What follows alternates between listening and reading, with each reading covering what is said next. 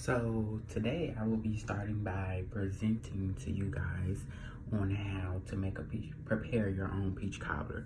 No, I will not physically be showing you how to make a peach cobbler, but I will be working on showing you how you can make it on your own. So first you need to start by gathering up all of your utensils and all of your pots and pans and ingredients. You will need a pan that you bake in. You will need a pot, and you also need cinnamon and nutmeg and some butter and some sugar.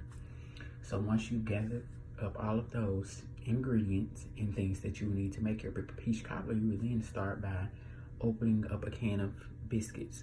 You need biscuits and you need peaches. Now, I consider this the rather quick way to make your own peach cobbler because some people like to make their own dough from scratch. Now, I could teach you that, but that would take up too much time. So therefore, once you've opened up your biscuits, it doesn't really matter about the biscuits brand, whatever you're used to using and cooking with and eating with. That's the brand that you use and the brand that you stick with.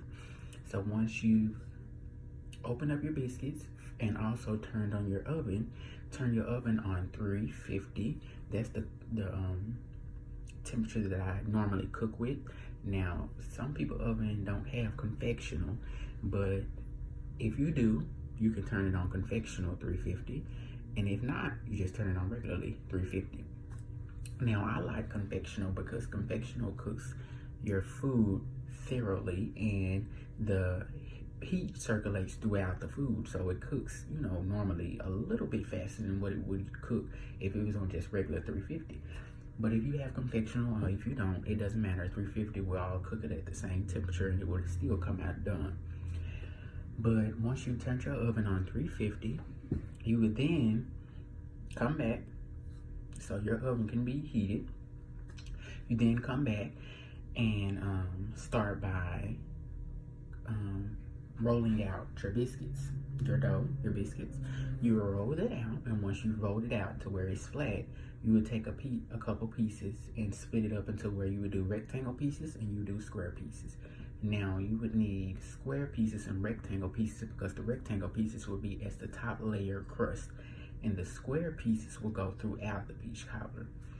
Now once you've completed cutting and chopping up the square and rectangle pieces, you would then come over to the pot that I told you to grab the first time and pour the peaches off into the pot. And once you pour the peaches and syrup off into the pot, you would then put them onto the oven, and I mean the stove, not the oven. You would put them on top of the stove so that they can cook. Once they've cooked, you would then put a little cinnamon and nutmeg and also put the biscuits dough inside so that it can cook throughout the peach cobbler once you put it in the oven. So once you've done that, you would then let that cook for probably about 3 to 5 minutes. It won't take long to cook. That's the most simplest, quickest thing that you've done out of the whole thing. But you cook and let it cook. You put a little cinnamon, you put a little nutmeg according to your taste buds. Now, some people, they like it to taste a certain way. Some people don't like too much.